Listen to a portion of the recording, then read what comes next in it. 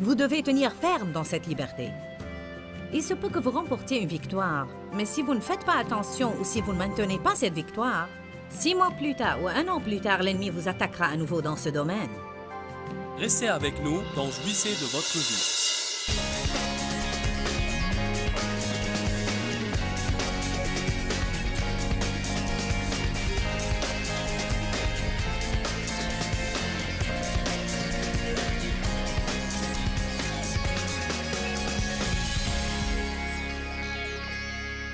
Vous avez à décider aujourd'hui même de vous réjouir là où vous êtes sur votre chemin vers le but.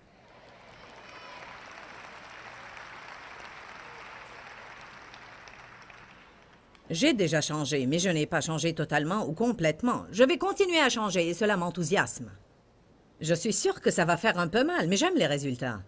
Très bien, lisons maintenant Néhémie 8. À partir du verset 8.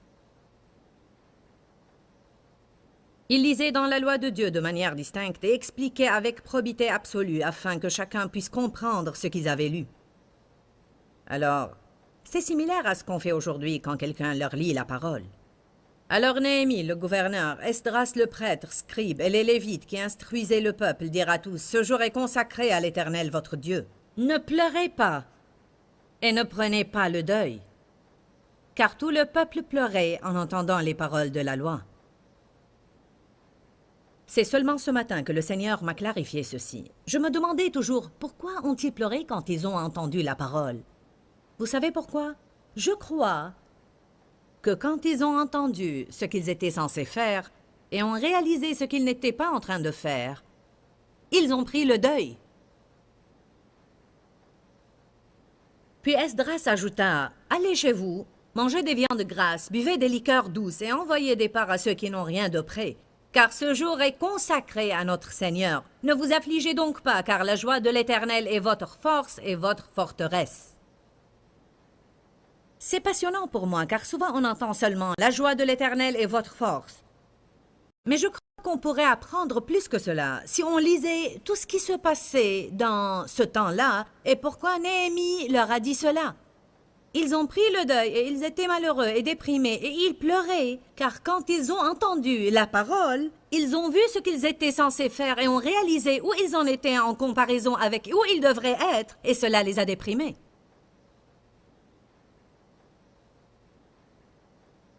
Si vous ne faites pas attention et vous ne savez pas qui vous êtes en Christ, alors tout message pourrait vous décourager. Vous sortirez d'une réunion dans un état pire que vous ne l'étiez en rentrant, surtout si le pasteur ne traite pas le sujet de tous ses côtés. Je prêche de durs sermons, mais je crois que je guide toujours les gens. Et c'est mon espérance et ma prière. Je les guide à comprendre que nous sommes en train de les aider à voir, à confronter la vérité de leur position actuelle et à faire confiance à Dieu pour arriver là où ils sont censés être. Si vous refusez toujours d'admettre que vous avez un problème en disant que vous n'avez rien à accomplir, alors vous n'allez jamais grandir. On a tous besoin de grandir. Grandir est un facteur excitant dans le christianisme. En fait, chaque jour dans ma vie, le Saint-Esprit me convainc de quelque chose. Mais j'ai appris il y a des années de cela à recevoir la conviction divine sans permettre à celle-ci de me mettre sous la condamnation. Je crois qu'une des plus grandes tragédies dans le monde entier, c'est quand les personnes qui ont l'Esprit de Dieu vivant dans leur fort intérieur, et le fruit de l'Esprit, dont l'un est la joie, qui vit et demeure en eux, et qui tout le temps se sentent coupables et se sentent condamnés, et se sentent tout le temps jugés et mal dans leur peau. La grande majorité des gens n'aiment pas leur personne, et c'est vraiment une tragédie. La Bible nous dit de nous examiner nous-mêmes, mais elle nous dit aussi de ne pas nous juger. Quelle est la différence? Nous devons regarder cela de près. Il paraît qu'il y a beaucoup de gens qui vivent dans un extrême ou dans l'autre. Il y a des personnes qui n'ont aucun remords envers quoi que ce soit. Et quoi qu'ils fassent, ils ne sentent jamais qu'ils sont fautifs ou qu'ils ont commis une erreur. Ils vivent comme s'ils avaient la tête dans les nuages. Ils blessent les sentiments des autres, les traitent brutalement et ne s'intéressent qu'à eux-mêmes. Et puis il y a des personnes qui vivent à l'autre extrémité et qui sont en réalité des personnes trop sensibles. Et à chaque fois qu'ils font un mauvais pas, ils se sentent coupables et condamnés. Amen. Comme ma fille qui est présente avec nous et qui monte sur l'estrade pour partager. Elle est plutôt comme moi. Elle est décidée à faire ce qui est juste. Et elle avait à lutter pour se débarrasser de la culpabilité et la condamnation, car elle exagérait pour être parfaite en tout. On a à comprendre que Dieu nous a appelés à être excellents. Mais on ne va pas manifester la perfection tant que nous sommes dans cette chair. Oui, la Bible dit « Soyez parfaits comme votre Père céleste est parfait ». Mais si vous étudiez l'origine grecque de ce mot, elle signifie « grandir jusqu'à pleine maturité ».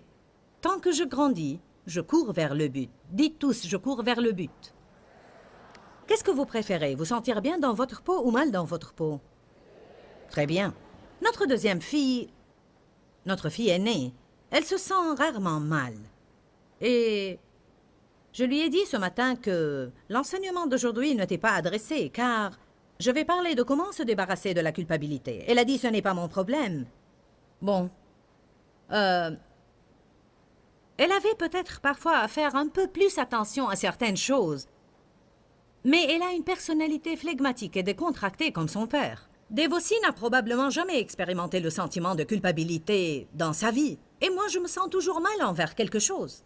Qu'est-ce que tu as dit quand j'ai dit que je vais parler de l'éradication de la culpabilité? Ça va me faire du bien.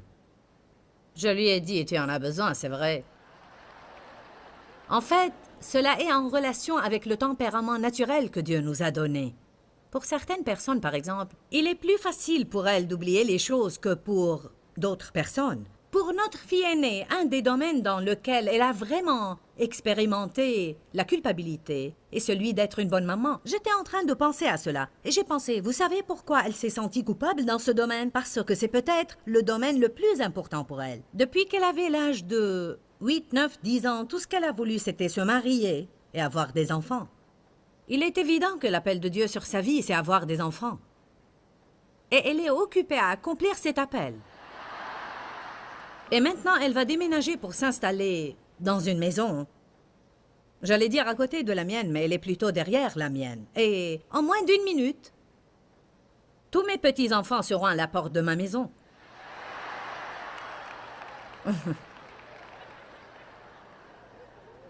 Cela m'est excitant et je crois que ça va être une bonne diversion pour moi. Ça va m'aider à faire autre chose que travailler. Mais ce qui est très intéressant, c'est que c'est souvent dans les domaines qui nous sont vraiment importants que l'ennemi nous attaque par la condamnation. Amen. Alors on a à se débarrasser de la culpabilité et de la condamnation, car la Bible dit « Il n'y a maintenant aucune condamnation pour ceux qui sont en Jésus ». Allons à 1 Corinthiens 11, verset 31.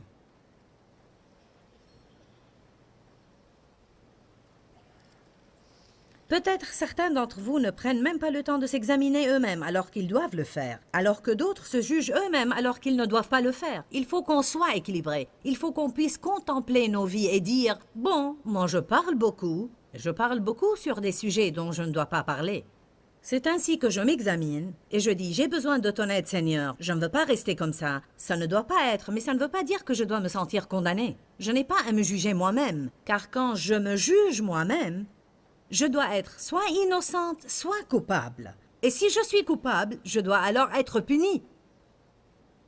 Je crois que beaucoup de personnes, faites attention, car je vais dire des choses profondes aujourd'hui. On va passer de la surface aux profondeurs. Je crois que beaucoup de personnes, quand elles se jugent elles-mêmes coupables, elles se punissent elles-mêmes en fait, en renonçant à leur joie. En d'autres termes, je n'ai pas le droit de jouir de ma vie. Je n'ai pas le droit de demander à Dieu de me bénir, car je n'étais pas bon. Et à moins que je devienne bon et je paye pour mes erreurs, je n'ai pas le droit de jouir de ma vie. Qu'en pensez-vous? Vous comprenez cela? Bon. Je veux que vous avaliez cela. Par exemple, j'ai toujours à faire face à ce problème parfois, car là où vous avez une grande forteresse, vous devez tenir ferme dans cette liberté. Il se peut que vous remportiez une victoire, mais si vous ne faites pas attention ou si vous ne maintenez pas cette victoire, 6 mois plus tard ou 1 an plus tard, l'ennemi vous attaquera à nouveau dans ce domaine. Galates chapitre 5, verset 1 dit « Le Christ nous a libérés, demeurez donc fermes dans cette liberté, et ne vous remettez pas de nouveau sous le joug de l'esclavage auquel vous étiez asservis. » Il se peut que vous vous sentiez totalement libre, et puis, tout d'un coup, l'ennemi vous fait une nouvelle petite visite et vous pensez « Quoi? J'ai cru que j'en avais déjà fini avec cela. » Ce que vous devez vraiment faire dans un temps pareil, c'est réaliser que Dieu vous dit « Vous avez besoin de réglage. » Vous avez besoin d'un petit réglage. Un de vos cylindres ne marche pas et une bougie s'est détériorée. Parfois, quand vous venez à de telles réunions, c'est comme si vous preniez votre voiture pour un réglage. Je vois quelques-uns de nos employés qui ont pris des vacances pour assister à cette réunion de la vie dans la parole. Ils sont probablement là pour un réajustement par le Saint-Esprit. Amen. On a tous besoin de cela de temps à autre. Le Seigneur veut qu'on s'examine nous-mêmes, mais il ne veut pas qu'on se sente coupable et condamné. Il ne veut pas qu'on se juge coupable et qu'on pense qu'il faut qu'on se punisse nous-mêmes. Je me rappelle qu'il y a des années, si je n'achevais pas mon travail, tout mon travail, si ma maison n'était pas propre et tout n'était pas en ordre, je ne pouvais pas m'étendre et me reposer et jouir de ma vie, ou regarder un film, ou faire quoi que ce soit avec mes enfants, car je sentais que j'étais supposée travailler. L'autre extrême du déséquilibre, c'est être paresseux et ne jamais accomplir le travail. Et là, ce serait bien pour vous d'être agacé quand vous vous étendez sur le canapé et que vous sentez « lève-toi et fais quelque chose ». J'étais en fait adonnée au travail. Travail, travail, travail, travail et travail. Je voulais que personne ne se repose. Je disais à Dave « Tond la pelouse, accroche ce tableau. Pourquoi tu t'assois là? Fais quelque chose. Ramassez vos jouets les enfants, nettoyez cette place, allez jouer. » Et dès qu'ils sortaient les jouets, je leur disais « Rangez-les ». Mouvement continu. J'essuyais la poussière chaque jour, je faisais reluire tous les miroirs et je passais l'aspirateur dans toutes les chambres. Mes enfants rentraient de l'école le soir et chaque jour, je leur donnais un polissoir pour polir le parquet. Chaque soir. Est-ce que je dis la vérité, Sandy? Chaque soir. Viens ici et dis-leur comment j'étais. Allez. Allez.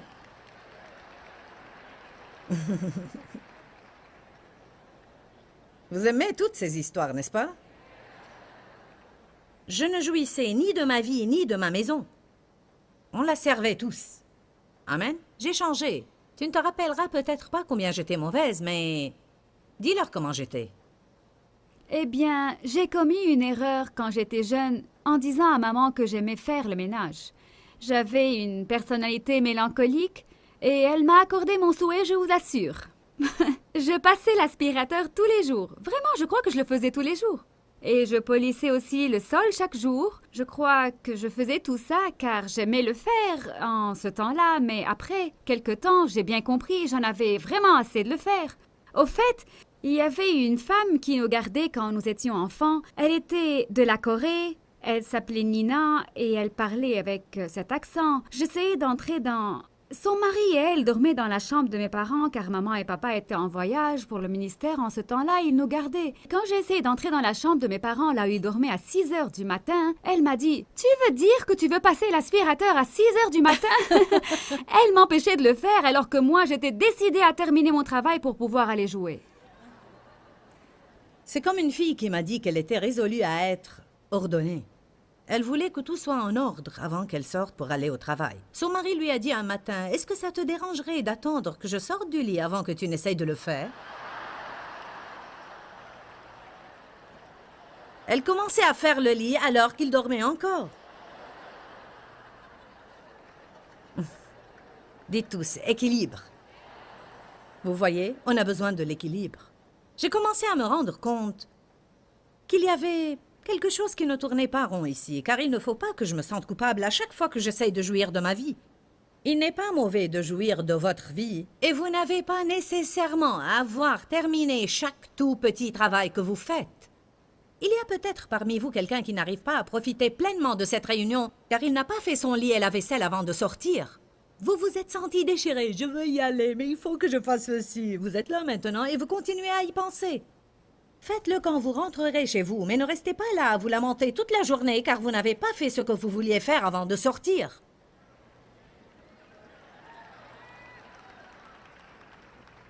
On adore le travail parfois, n'est-ce pas? 1 Corinthiens 11, 31. Si nous nous examinions nous-mêmes et nous discernions nos défauts et reconnaissions qui nous sommes, nous ne tomberions pas sous le jugement divin. Il nous dit, si vous regardiez à votre vie, il ne faut pas qu'on craigne de le faire. N'ayez pas peur de vivre dans la lumière. Au fait, je veux vous encourager à prendre aujourd'hui un peu de temps avec vous-même et à penser à votre vie. Est-ce que je parle beaucoup? Ou pas suffisamment? Est-ce que je parle de choses dont je ne dois pas parler? Combien est-ce que je parle pour critiquer les autres? Est-ce que je juge les autres? Est-ce que je passe assez de temps dans la prière? Est-ce que je me discipline pour avoir régulièrement un temps de prière? Est-ce que j'étudie la parole? Est-ce que je marche dans l'amour? Est-ce que j'agis selon le fruit de l'esprit? Est-ce que je suis impulsive et je me laisse aller et je me laisse aller et je me laisse aller en pensant, eh bien, vous savez que je suis comme ça, je suis coléreuse car ma mère est coléreuse. Tout cela n'est que mensonge, mensonge. Vous pouvez changer. Ce ne sont pas des tempéraments que vous avez hérités. Vous les avez peut-être acquis car vous en étiez entouré. Mais vous pouvez changer vos mauvaises habitudes et former de bonnes habitudes. Alléluia! Dites tous, je peux changer. Ne vous mettez pas à regarder aux défauts des autres sans jamais vous examiner vous-même. Quel genre d'ami êtes-vous? Est-ce que vous vous attendez toujours à ce que les autres fassent des choses pour vous alors que vous ne semez pas de bonnes graines? Je connais des personnes pareilles. Elles se sentent toujours blessées si vous ne leur faites pas ceci et vous ne leur faites pas cela. Je connais une personne très susceptible qui se sent toujours blessée si elle ne reçoit pas beaucoup d'exhortations. Mais je pensais ce matin, je ne crois pas qu'il lui est arrivé une seule fois de me dire « Ta prédication était merveilleuse ».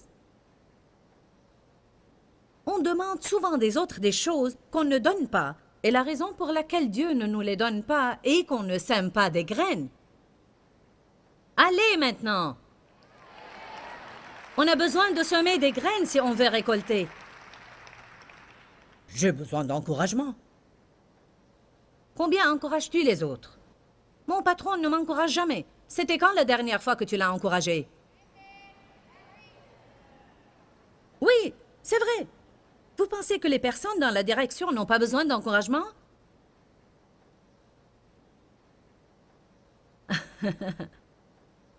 Tu ne fais jamais quelque chose pour moi. C'était quand que tu as fait toi-même quelque chose pour quelqu'un? On a besoin de nous examiner nous-mêmes. Mais si vous ne savez pas qui vous êtes en Christ, vous ne pourrez pas faire cela sans vous sentir condamné. C'est pourquoi il est très important de comprendre 2 Corinthiens 5, 21. Celui qui n'a pas connu le péché, il a fait devenir péché pour nous, afin que nous devenions en lui justice de Dieu. Jésus est juste, et c'est moi le pécheur. Il a porté mes péchés et m'a donné sa justice. Il me l'a donnée gratuitement et elle est à moi. Je l'ai et je vais dire de moi-même ce que la Bible dit de moi. Et je m'en fous combien de diables vont en être enragés. Je suis la justice de Dieu en Christ. Je vais vous dire quelque chose. Cette salle ici est probablement pleine de personnes qui n'ont jamais dit cela d'eux-mêmes à haute voix. Et même si vous essayez de le faire maintenant, vous allez sentir « Ce n'est pas juste que je dise cela de moi ». Vous savez pourquoi? Car le diable nous fait sentir qu'on n'est pas juste envers Dieu. Je ne suis pas juste envers Dieu. Dieu n'est pas content de moi. Il est fâché de moi. Je ne fais pas ce que je suis censé faire. J'ai un long chemin à faire. Exerçons-nous. Dites, je suis la justice de Dieu en Christ. La clé de tout cela est dans les 2 derniers mots, en Christ. En Christ. Je ne suis rien par moi-même. Je garde toujours cela dans ma tête. En fait, ce matin, je me suis levée, je me suis brossé les dents, puis je me suis assise sur le lit pour 15 minutes et j'ai dit, Seigneur, avant de commencer mon jour, je te dis que je ne peux pas réussir aujourd'hui sans toi. J'ai besoin de toi. Sans toi, Seigneur, je ne peux rien faire. En moi, c'est-à-dire dans ma chair, le bien n'habite pas. Je dépends totalement de toi. Cette réunion sera un désastre si tu ne m'aides pas. Ça m'est égal combien de réunions j'ai fait dans le passé. Je ne suis pas capable de faire que cette réunion soit bonne. Ça ne m'est pas un problème de dire que j'ai besoin de Dieu. Ça ne m'est pas un problème de dire que j'ai des problèmes. Mais je suis la justice de Dieu en Christ. Dites, Dieu n'est pas en colère contre moi. Il m'aime inconditionnellement. Dieu m'accepte en Christ. Je suis la justice de Dieu en Christ. Je ne fais pas tout comme il faut. J'ai un long chemin à faire. Mais je suis sur le bon chemin. Alléluia. On a besoin de cela. Retournons à notre sujet. Si on n'a pas la joie, on n'aura pas la force. Si on n'a pas la force, le diable nous vaincra. Et on ne sera pas fort pour contrer la culpabilité et la condamnation, parce que la culpabilité nous affaiblit, elle ne nous fortifie pas. Arrêtez de pleurer et de prendre le deuil à l'écoute de la parole. La joie de l'Éternel est votre force. Organisez une fête, un festin, célébrez, donnez aux pauvres. Vous êtes sur le bon chemin. Nous n'avons pas arrêté de vivre pendant que nous changeons.